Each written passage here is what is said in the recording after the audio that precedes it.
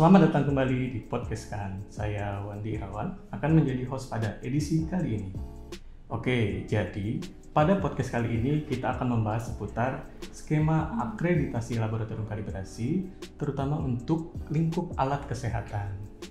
Akreditasi laboratorium kalibrasi merupakan proses penilaian kompetensi yang dilakukan oleh Komite Akreditasi Nasional terhadap laboratorium kalibrasi, sehingga hasil pengukuran menjadi lebih tepat, lebih akurat, dan juga menambah kepercayaan dari pelanggan. Dan hingga saat ini, sudah lebih dari 400 laboratorium kalibrasi yang terakreditasi oleh Komite Akreditasi Nasional. Salah satunya adalah lingkup alat kesehatan yang semakin berkembang seiring berjalannya waktu.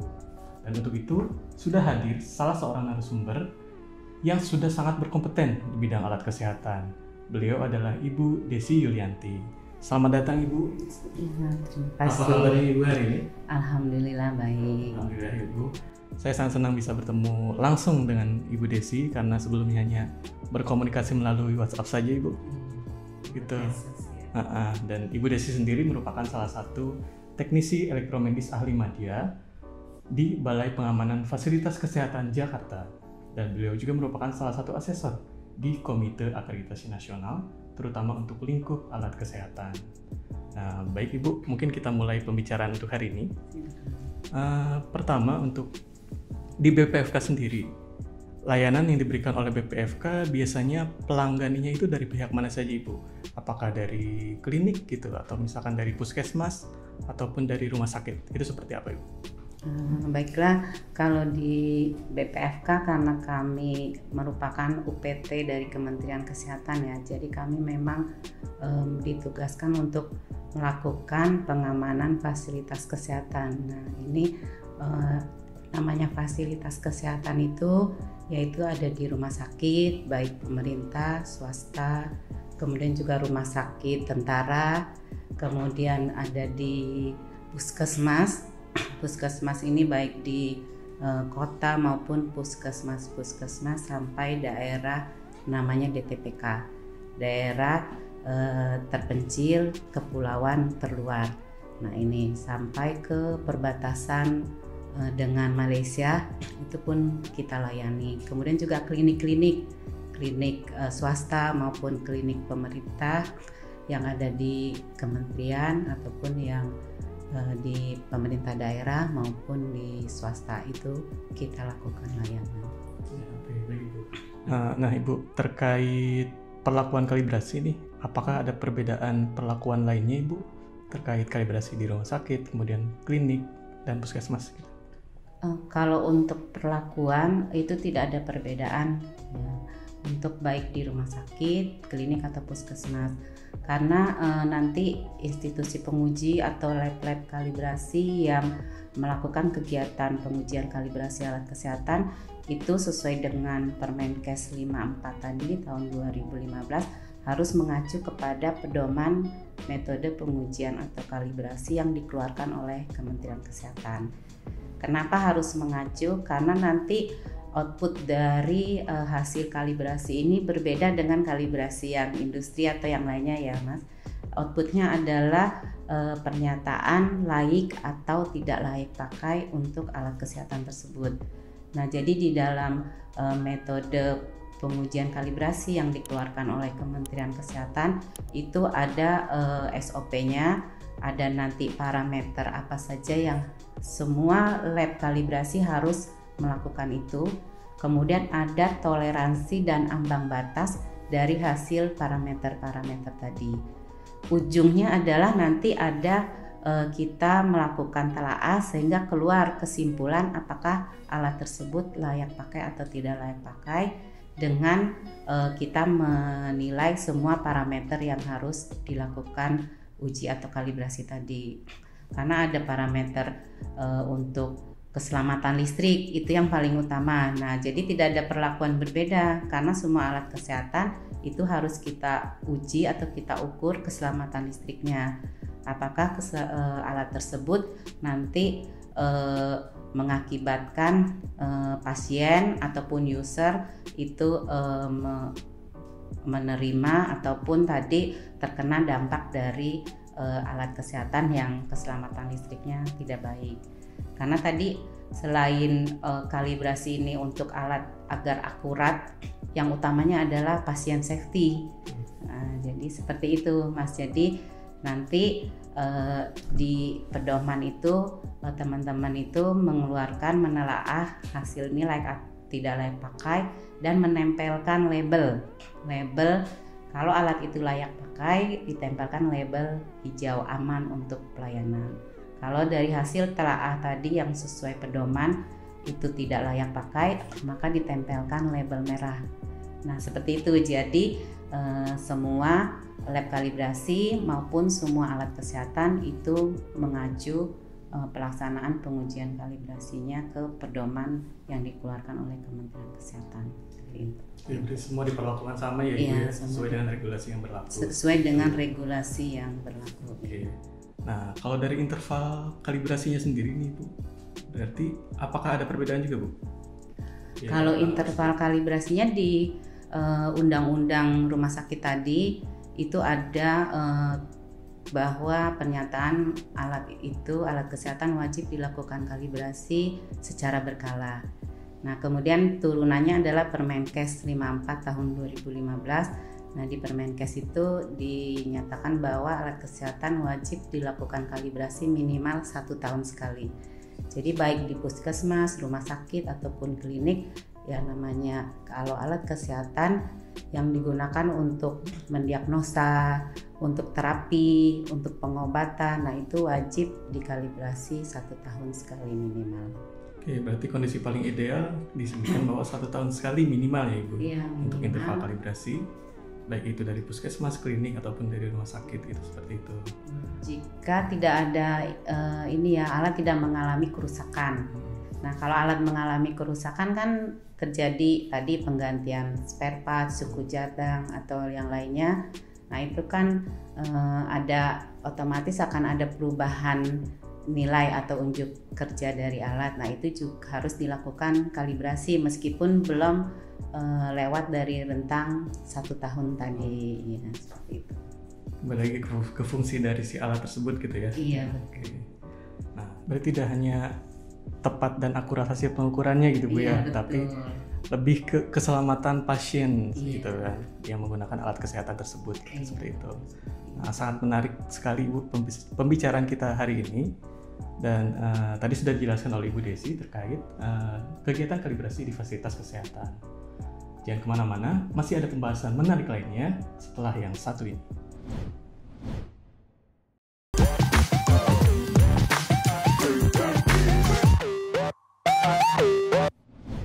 Baik, kembali lagi di podcast Kan. Nah, pada sesi kali ini kita akan bahas lebih mendalam lagi nih terkait salah satu persyaratan yang harus disiapkan oleh laboratorium kalibrasi, terutama untuk alat kesehatan, yaitu dari segi legalitas. Nih, Bu Desi, seperti yang sudah kita ketahui kan ya, untuk legalitas laboratorium kalibrasi ini, itu kan harus melampirkan izin usaha, yang awalnya itu KBLI 71205, dan khusus untuk alat kesehatan itu harus melampirkan surat izin operasional dari Kementerian Kesehatan. Namun sekarang ada juga KBLI 71208, Ibu, yang memang spesifik untuk pengujian dan kalibrasi alat kesehatan. Nah, mungkin bisa dijelaskan terlebih dahulu, Bu, sedikit gitu. Seperti apa sih sebetulnya legalitas 71208 ini? Baik, untuk KBLI tadi kan memang itu klasifikasi baku untuk lapangan usaha ya di Indonesia. Nah, lapangan usaha itu kan dari berbagai macam tuh kementerian, baik kesehatan, perdagangan, dan yang lain-lain. Nah, kalau untuk Kementerian Kesehatan ini, untuk KBLI ini itu diatur di Permenkes 14 tahun 2021. Nah, Permenkes 14 tahun 2021 ini merupakan standar usaha kegiatan baik pun produk maupun jasa pada penyelenggaraan yang berisiko di sektor kesehatan. Nah, jadi di sektor kesehatan itu kan banyak, tidak hanya pengujian kalibrasi tadi. Nah, KBLI 71208 ini termasuk di dalamnya Permenkes 14 tahun 2021 tadi yang mengatur tentang tadi standar usaha untuk kegiatan pengujian kalibrasi dan inspeksi sarana prasarana kesehatan seperti itu.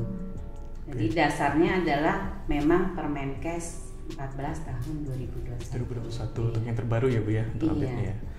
Dan untuk KBLI 71208 ini kan harus terverifikasi nih Bu ya. Dan untuk BPFK sendiri kan sudah terverifikasi untuk KBLI tersebut gitu. Nah, boleh di-spill nggak Ibu pengalaman dari BPFK sendiri gitu? Ketika proses verifikasi itu seperti apa sih? Untuk verifikasi di KBLI 71208 ini itu kan persyaratannya tuh tetap karena dia itu beresiko menengah tinggi, maka harus ada nomor induk berusaha NIB. Nah dari NIB itu juga dapat kita urus atau kita akses di OSS tadi, termasuk yang untuk KBLI 71208 tadi.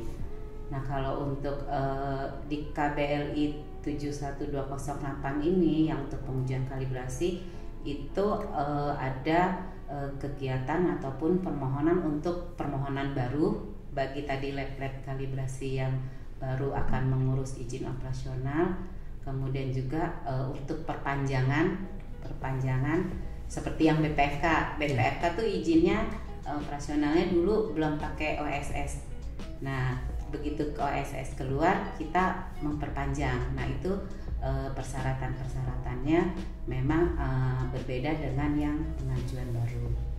Nah tapi kalau bagi kita yang memang teman-teman itu untuk pengujian ataupun kegiatan pengujian kalibrasi ini baik BPFK atau institusi penguji itu kan dasarnya adalah Permenkes 54 tahun 2015. Nah, di situ persyaratan-persyaratannya ada. Nah, jadi kalau kita sudah melengkapi persyaratan yang ada di Permenkes 54 itu mudah, tinggal kita upload aja ke dalam OSS tadi. Karena kan begitu kita akan buka itu kita upload misalnya surat penetapan untuk ini hukumnya, dasar hukumnya, kemudian juga nanti untuk persyaratan khususnya ada misalnya SDM-nya, persyaratan bangunannya, kemudian persyaratan lainnya. Nah itu teman-teman nanti tinggal upload aja sesuai dengan yang sudah dipersyaratkan di Permenkes 54 tahun 2015. Dan di Permenkes 14 tahun 2021 tadi juga ditambahkan jelas persyaratannya apa-apa saja. Nah ini yang teman-teman upload. Kalau teman-teman sudah upload nanti akan diverifikasi oleh tim dari Kementerian Kesehatan, karena kan verifikasinya diserahkan kepada kementerian terkait ya. Nah nanti oleh Kementerian Kesehatan tim itu dilakukan verifikasinya ada dua, verifikasi administrasi dan verifikasi lapangan. Nah, jadi kalau sudah verifikasi administrasinya lolos, teman-teman akan dihubungi oleh tim dari Kementerian Kesehatan untuk dijadwalkan verifikasi lapangan. Nah begitu sudah diverifikasi lapangan, nanti akan ada kan hasil dari verifikasi tadi, apakah dokumennya ada yang kurang ataupun tadi fasilitasnya juga masih kurang sesuai persyaratan atau yang lainnya. Nah itu nanti disampaikan kepada lab kalibrasi. Lab kalibrasi ya akan memenuhi kekurangan tadi, diupload di OSS lagi, nanti diverifikasi lagi oleh tim tadi.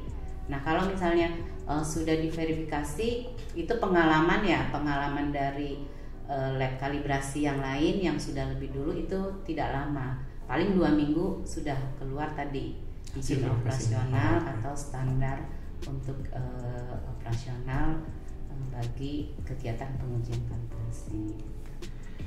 Kalau untuk batasan waktunya sendiri Bu, untuk proses verifikasi ini sampai si lab mendapatkan verifikasi itu berapa lama Bu? Kalau batasannya tergantung kita yang mempersiapkan iya kan kita kan upload. Nah kalau ada juga beberapa dokumen yang memang harus kita urus juga ke misalnya ke dinas kesehatan atau ke kementerian terkait lainnya. Nah itu yang harus kita siapkan dulu. Kalau udah siap, tinggal kita upload. Begitu diupload, diverifikasi lagi kan. Nah itu nggak lama verifikasinya itu. Nanti karena sudah dilakukan verifikasi lapangan, akan ada kontak personnya. Nah itu tinggal kita hubungi saja supaya tadi mempercepat proses dilakukan verifikasi tadi. Berarti dikembalikan lagi ke laboratoriumnya gitu. Iya betul. Seprepare apa dia mempersiapkan dokumen-dokumen terkait gitu, seperti itu ya. Oke, mungkin boleh diberikan ini Bu, tips dan trik nih bagi LK yang akan mengajukan verifikasi untuk KBLI ini gitu kan, agar lancar prosesnya, itu seperti apa Ibu? Kalau triknya ya tadi kita siapkan dulu dokumen-dokumen sesuai Permenkes 54 tadi, terutama tadi dokumennya pedoman mutu atau kebijakan mutu sama, kemudian prosedur ataupun metode kerja atau metode kalibrasi, nah sampai kepada peralatan yang jelas, karena akan diverifikasi peralatan itu apakah memang milik sendiri, nah ini atau kan nanti ternyata pinjem. Nah karena banyak juga mungkin ada pinjem peralatan, nah itu jadi teman-teman harus buktikan dengan tadi bukti pembelian atas nama lab tersebut. Nah itu jadi sebenarnya tidak sulit, yang penting dokumen-dokumen tadi kita sudah siapkan. Oke, baik Ibu. Berarti untuk legalitas KBLI 71208 ini memang mengharuskan laboratorium harus terverifikasi terlebih dahulu oleh Kementerian Kesehatan, seperti itu ya. Jadi bisa disimpulkan bahwa akreditasi laboratorium kalibrasi ini merupakan langkah yang sangat positif ya Ibu ya, terutama untuk alat kesehatan dalam meningkatkan kualitas serta hasil pengukuran, dan juga untuk menjamin kesehatan dari si pasien yang menggunakan alat kesehatan tersebut gitu, seperti itu Ibu. Nah, dalam pemenuhan persyaratan akreditasi pun berarti lab harus mempersiapkan legalitas yang sesuai tadi Permenkes ya Bu ya, yang harus disiapkan seproper mungkin agar proses verifikasi bisa berjalan lancar oleh Kementerian Kesehatan, seperti itu. Iya betul. Ada mungkin tambahan nih Mas, bagi yang perpanjangan, karena kan nanti ada masa berlakunya. Nah di Permenkes 54 itu Mas, untuk lab yang bergerak di kalibrasi alat kesehatan ini 2 tahun setelah mendapatkan izin operasional wajib sudah terakreditasi. Nah ini jadi kalau di kesehatan akreditasi itu jadi kewajiban mandatory, bukan voluntary lagi. Nah jadi nanti seperti itu, begitu perpanjangan teman-teman harus upload sertifikat akreditasi tadi. Kalau belum upload ya tidak bisa diperpanjang. Nah itu jadi komitmen Kementerian Kesehatan biar tadi keakuratan, keselamatan dan keamanan itu tercapai. Berarti setelah mendapatkan izin operasional atau verifikasi tadi, itu harus terakreditasi ya Ibu, dengan masa waktunya itu 2 tahun, seperti itu. Oke, baik. Itu tadi rekan pembahasan kita terkait akreditasi laboratorium kalibrasi, terutama untuk di alat kesehatan. Nah, semoga pembahasan kita kali ini bisa memberikan manfaat gitu, bisa memberikan manfaat lebih kepada khususnya laboratorium kalibrasi yang akan mengajukan ataupun memperpanjang proses akreditasinya di Komite Akreditasi Nasional gitu. Nah, terima kasih mungkin kepada Ibu Desi yang telah berkenan untuk hadir Ibu, untuk berkenan hadir memberikan informasi, memberikan pengetahuan kepada kami gitu kan, dan kepada para stakeholder yang memerlukan informasi terkait legalitas misalkan seperti itu. Dan dari saya pribadi mohon maaf Ibu apabila terdapat kesalahan kata selama proses podcast ini berlangsung gitu. Dan semoga pihak yang berkepentingan bisa mendapatkan manfaat. Oke, sekian dulu podcast dari kami. Sampai ketemu di podcast selanjutnya. Terima kasih dan sampai jumpa.